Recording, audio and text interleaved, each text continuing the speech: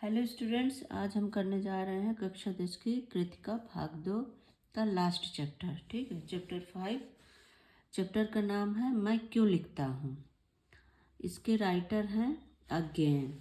ठीक है, इनका पूरा नाम है सच्चिदानंद हीरानंद वात्स्यायन।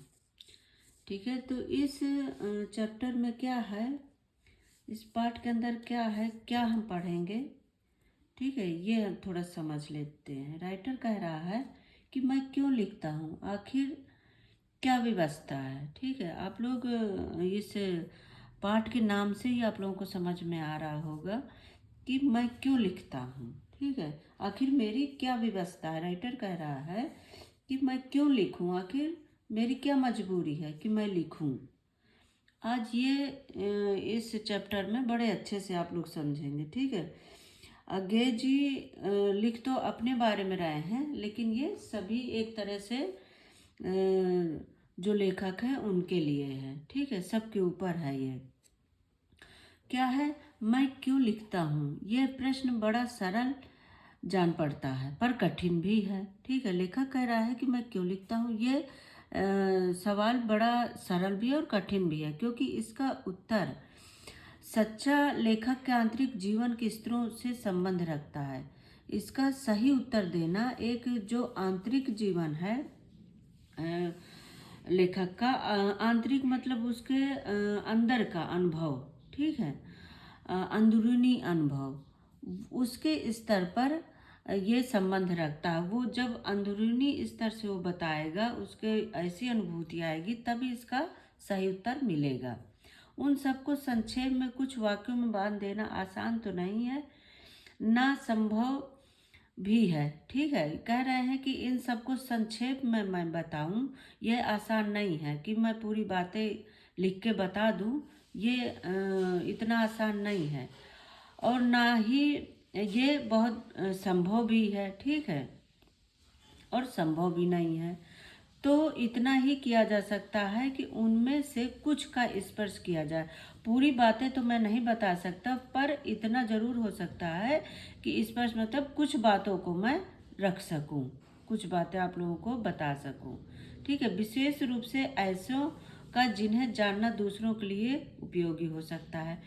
विशेषकर ऐसी बातें मैं आप लोगों के सामने रखूं जिससे आप दूसरे लोगों को और दूसरे कवियों को भी, लेखकों को भी जानना ये उपयोगी हो सकता है।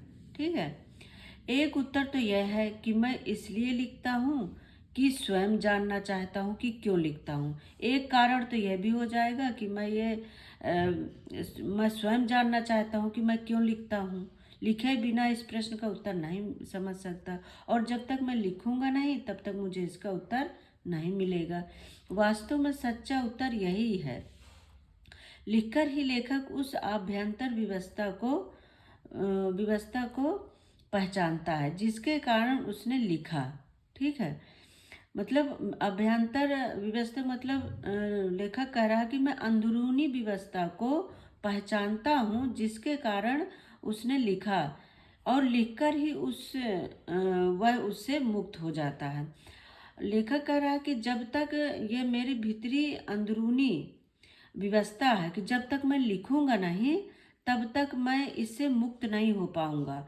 जब मैं, क्योंकि कई बार ये होता है जिस चीज को, जैसे किसी की रुचि है, किसी का मान लो क्रिकेट में है, किसी का फुटबॉल में है, किसी को पेंटिंग में है, किस चीज में, तो जब तक वो कर नहीं लेता तब तक उसको एक बेचैनी सी रहती है, और जब वो अपने मनपसंद का काम कर लेगा तब वो उस चीज से मुक्त हो जाता है।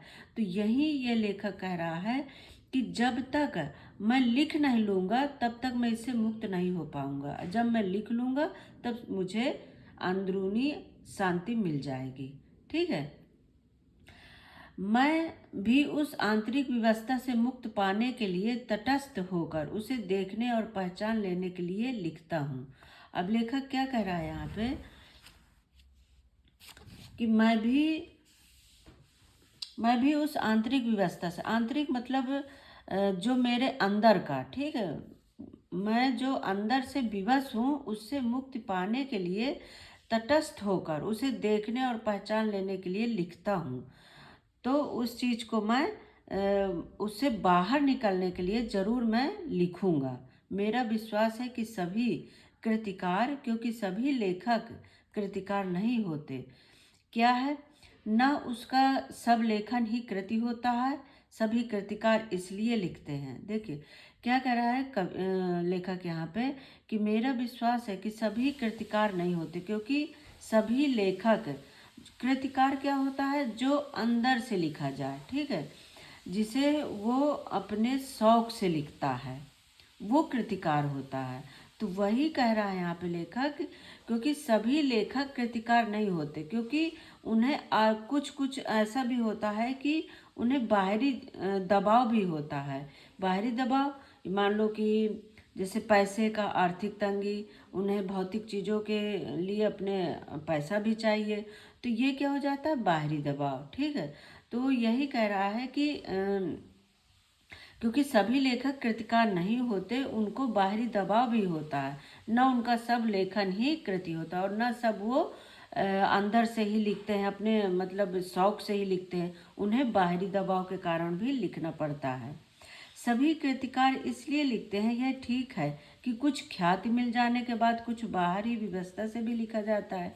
वही चीज़ देखिए कह रहे हैं यहाँ पे कि यह ठीक है कि कुछ ख्याति पाने के बाद कुछ को तो बहुत मशहूर हो जाते हैं, ठीक है, और कुछ क्या है, व्यवस्था से भी लिखते हैं।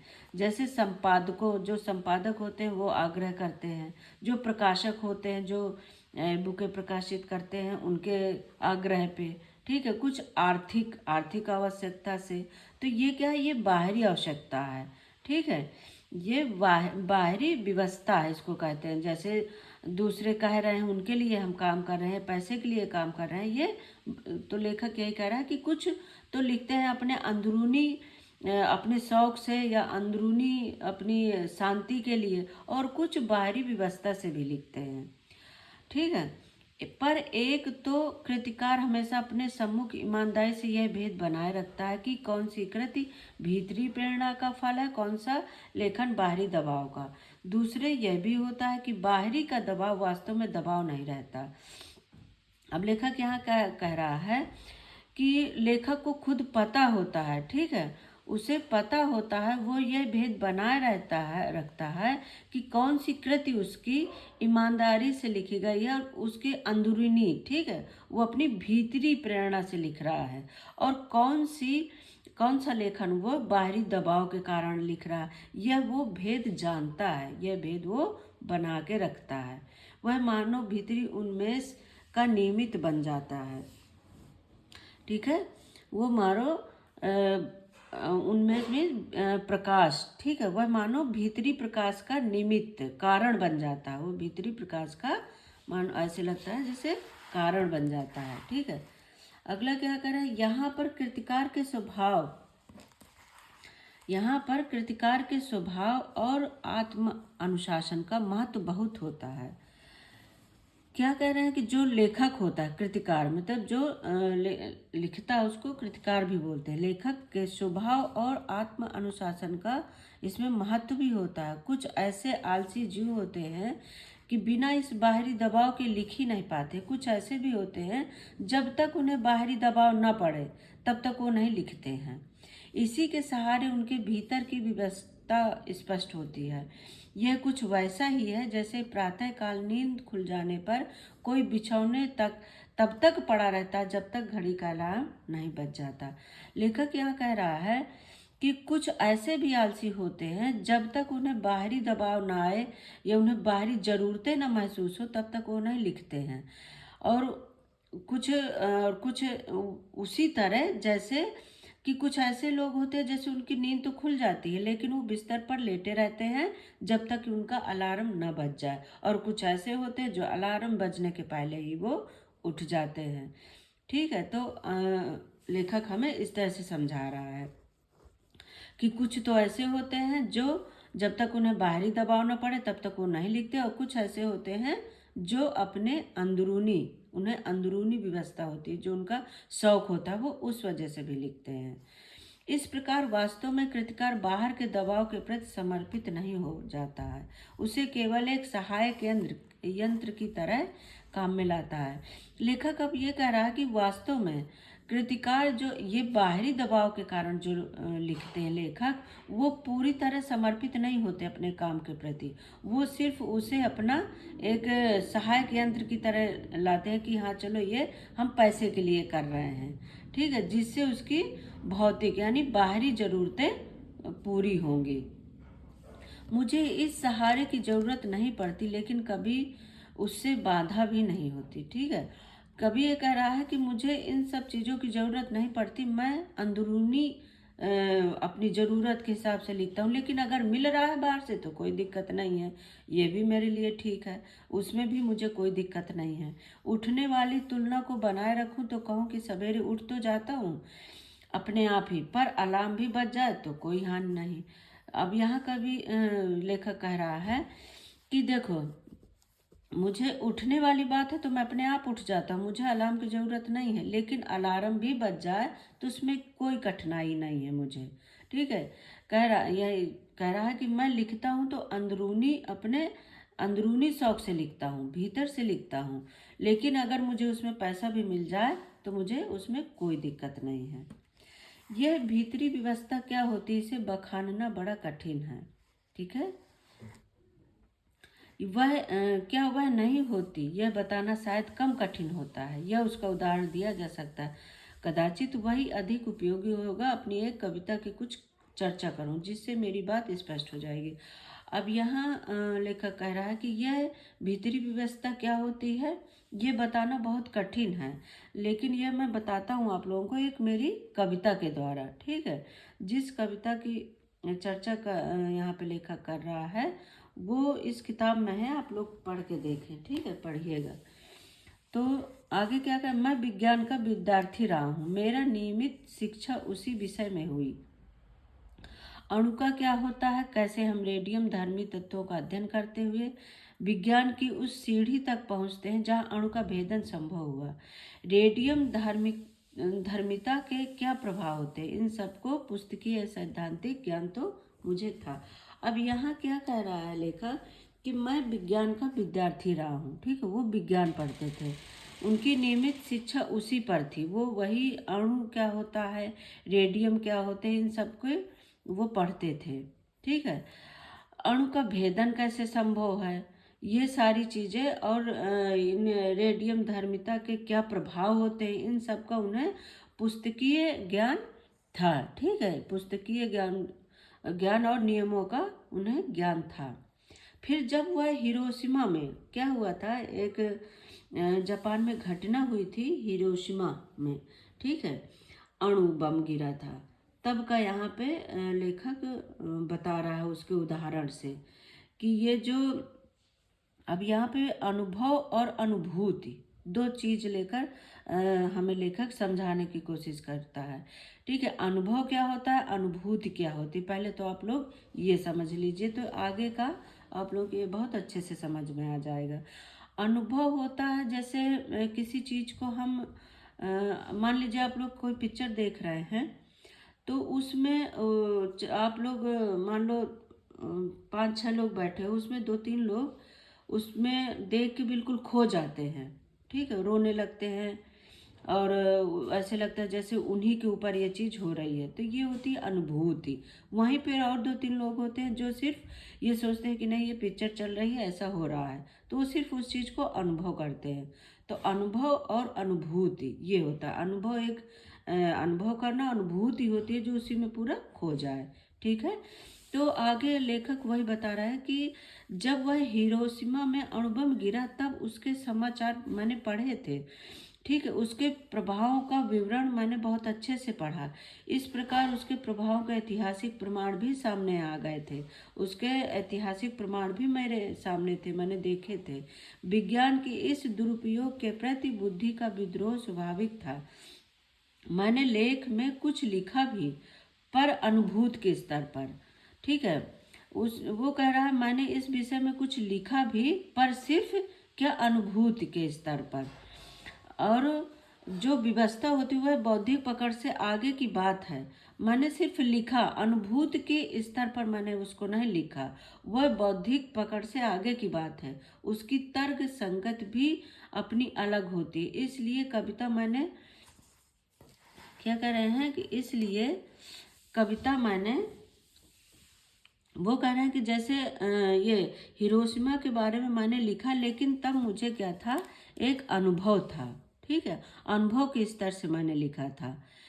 इस प्रकार उसके प्रभाव का ऐतिहासिक प्रमाण भी उसके सामने आया। विज्ञान के इस दुरुपयोग के प्रति बुद्धि का विद्रोह स्वाभाविक था। उनका जो बुद्धि का विद्रोह था वो भी मतलब ये कैसा है क्या है, ये विद्रोह भी था। उन्होंने लेख भी लिखे, ठीक है, कुछ लिखा भी, पर अनुभूति के स्तर से मतलब उनको अनुभूति नहीं उस चीज़ की हुई थी, वो अनुभव के आधार पर लिखे थे। ठीक है, और उसकी तर्क संगत भी अलग होती है। इसलिए कविता मैंने इस विषय में नहीं लिखी।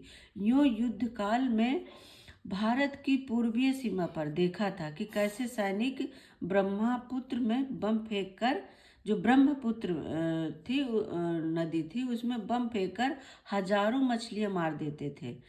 यह कह रहे हैं कि इसके पहले मैंने युद्ध काल देखा था। ठीक है, भारत के जो पूर्वीय सीमा पर उन्होंने देखा था कि कैसे जब सैनिक भूखे होते थे तो वो बम फेंक देते थे और उसमें बहुत सारी मछलियां मर जाती थी, जबकि उन्हें आवश्यकता थोड़ी की होती थी। ठीक है, पर बम के कारण बहुत सारी मर जाती थी, और जीव के इस अपव्यय से जो व्यथा भीतर उमड़ी थी, उससे एक सीमा तक अणुबम द्वारा व्यर्थ जीवनाश का अनुभव तो कर ही सकता था। क्योंकि मैंने ये सब देखा था कि जितनी की आवश्यकता होती थी उससे ज़्यादा मछलियाँ मरती थी। इसी तरह जो अणुबम गिरा था तो उसमें निर्दोष लोग भी मारे गए थे। इस सब का मैं अनुभव कर सकता था। फिर क्या हुआ कि लेखक कह रहा है कि जापान जाने का एक अवसर मिला। ठीक है, लेखक को जापान जाने का अवसर मिला। तब हिरोशिमा भी गया और वह अस्पताल भी देखा। और जब वो जापान गए तब वो हिरोशिमा भी गए और वो अस्पतालों में भी उन्होंने देखा जहाँ रेडियम पदार्थ से आहत लोग, वहाँ जो उस अणुबम से जिन लोगों को जितने आहत हुए थे वो वर्षों से कष्ट पा रहे थे, मतलब उनका वर्ष बीत गए थे पर वो चीज़ अभी ख़त्म नहीं हुई थी। वहाँ बच्चे भी पैदा होते थे तो अपंग बच्चे पैदा होते थे। इस प्रकार प्रत्यक्ष अनुभव भी हुआ, पर अनुभव से अनुभूति गहरी चीज़ है। कम से कम कृतिकार के लिए, ठीक है, कम से कम लेखक के लिए अनुभव से नहीं अनुभूति से लिखने में ज़्यादा उसे आसानी रहती। तो अनुभव तो घटित का होता है, पर अनुभूति संवेदना और कल्पना के सहारे उस सत्य को आत्मसात कर लेती है। तो वास्तव में कृतिकार के साथ घटित नहीं हुआ है। ठीक है, यहाँ देखिए वही चीज कह रहा है कि कम से कम कृतिकार के लिए अनुभव तो घटित होता है। अब लेकिन अनुभव तो वो कर रहा है, लेकिन अब जो अनुभूति, ठीक है, अनुभूति की वो कल्पना के लिए कर रहा है, वो उसके अभी अनुभूति उसको अंदर नहीं हो रही, वो आत्मसात नहीं कर पा रहा है उन चीज़ों को। ठीक है, जो वास्तव में कृतिकार के साथ घटित नहीं हुआ है, क्योंकि अभी उसने घटित होते हुए नहीं देखा है। जो आंखों के सामने, आगे यहाँ कह रहा है लेखक कि जो आंखों के सामने नहीं आया, जो घटित के अनुभव में नहीं आया, वह आत्मा के सामने ज्वलंत प्रकाश में आ जाता है, तब वह अनुभूत प्रत्यक्ष हो जाता है। यहाँ कह रहा है लेखक कि जब तक उस चीज को अनुभव, वो घटना जब हम देख लेते हैं तब वो हमारे अनुभूति में आता है। जब प्रत्यक्ष होता है, जब उसको हम प्रत्यक्ष महसूस करते हैं कि जैसे ऐसा हमारे साथ ही हुआ है, तब हमें उस चीज की अनुभूति होती है। तो हिरोशिमा में सब देखकर भी तत्काल कुछ नहीं उसने लिखा। लेखक कह रहा है मैंने सब कुछ देखा पर मैंने वहाँ कुछ नहीं लिखा, क्योंकि इस अनुभूति प्रत्यक्ष की कसर थी, क्योंकि मैंने उस चीज को अनुभूति नहीं किया था। अनुभव तो किया था पर इन सब चीजों की मैंने अनुभूति अभी तक नहीं की थी। फिर एक दिन वही सड़क पर घूमते घूमते, फिर क्या हुआ, लेखक एक दिन सड़क पर घूम रहा था। घूमते घूमते देखा कि जले हुए पत्थर पर एक लंबी उजली छाया है। एक जैसे इस बुक पर आप देखिए ये पत्थर पर छाया है, तो इसी की बात कर रहा है लेखक। ठीक है, क्या कह रहा है कि जले हुए पत्थर पे एक लंबी उजली छाया है। विस तो उसने देखा तो वो क्या सोच रहा है कि विस्फोट के समय कोई वहां खड़ा रहा होगा और विस्फोट से बिखरे हुए रेडमी धर्मी पदार्थ की किरणें उसमें रुद्ध हो गई होंगी। ठीक है, उसमें समा गई होंगी, फंस गई होंगी। ठीक है, जो आसपास से आगे बढ़ गई उन्होंने पत्थर को झुलसा दिया, जो आगे निकल गई वो पत्थर को झुलसा दिया, जो व्यक्ति वहां पर अटकी उन्होंने उसे भाप बनाकर उड़ा दिया। और हो सकता है कि जो व्यक्ति यहाँ पर रहा होगा वो भाप बनकर उसको उड़ा दिया होगा। इस प्रकार समूची ट्रेजेडी जैसे पत्थर पर लिखी गई है। यहाँ पे वही लेखक कह रहा है कि हो सकता है यहाँ पे कोई व्यक्ति रहा होगा और जैसे ही अणु बम गिरा तो वो भाप बनकर उड़ गया होगा और उसका जो आकार है वो यहाँ पे बन गया होगा। उस छाया को देखकर जैसे एक थप्पड़ सा लगा। जब उसने उस छाया को देखा लेखक ने, तब उसको बड़ा झटका लगा, अवाक रह गया वो, मतलब एकदम उसको झटका सा लगा, वो परेशान हो गया। इतिहास जैसे भीतर कहीं सहसा एक जलते हुए सूर सा उग आया और डूब गया। ऐसा लगा जैसे सूर उगा और डूब गया। मैं कहूँ कि उस क्षण में अणु विस्फोट मेरे अनुभूति प्रत्यक्ष में आ गया था। अब लेखक कह रहा है कि वो चीज़ जब मैंने देखी पत्थर पे तो ऐसे लगा कि ये अणु विस्फोटक मेरे अनुभूति में अब आ गया, जैसे मैंने प्रत्यक्ष देखा हो अपने आप में, प्रत्यक्ष में मैं उस चीज़ को महसूस करने लगा। एक अर्थ में मैं स्वयं हिरोशिमा के विस्फोट का भोक्ता बन गया। मतलब एक ही क्षण में मैं उस समय ऐसे लगा जैसे ये सब मेरे ऊपर हुआ हो, मैं भी वहाँ उस समय था। इसी में वह इस विवस्था जागी, मतलब इसी ये सब देखकर उसकी विवस्था जागी लेखक की। भीतर की अकुलता बुद्धि के क्षेत्र से बढ़कर संवेदना के क्षेत्र में आ गई। अब यहाँ कह रहा है लेखक कि भीतर की जो अकुलता थी वह बुद्धि के क्षेत्र से बढ़कर, अभी तक वो बुद्धि से सोच रहा था, अब वो क्या कह रहा है, उसके वह संवेदना अंदर आ गई। ठीक है, जैसे वो भी उसी में फंस गया हो। फिर धीरे धीरे मैं उससे अपने को अलग कर सका। फिर वो धीरे धीरे ऐसे उसको लगा जैसे कि वो भी उसी क्षण वहीं था। इतना उसको उस चीज़ का झटका लगा है सब देखकर। वो अपने आप को संभाल नहीं पाए, पर धीरे धीरे उन्होंने अपने आप को संभाला। अचानक एक दिन मैंने हिरोशिमा पर कविता लिखी। जब उन्हें अंदर से महसूस हुई, ठीक है, तब उन्होंने एक कविता लिखी हिरोशिमा पर। जापान में नहीं, भारत लौट कर, जापान में नहीं लिखा, जब वो भारत लौट रहे थे तब उन्होंने रेलगाड़ी में लिखा। जब उन्हें अनुभूति हुई उस चीज़ की तब उन्होंने फिर कविता लिखी।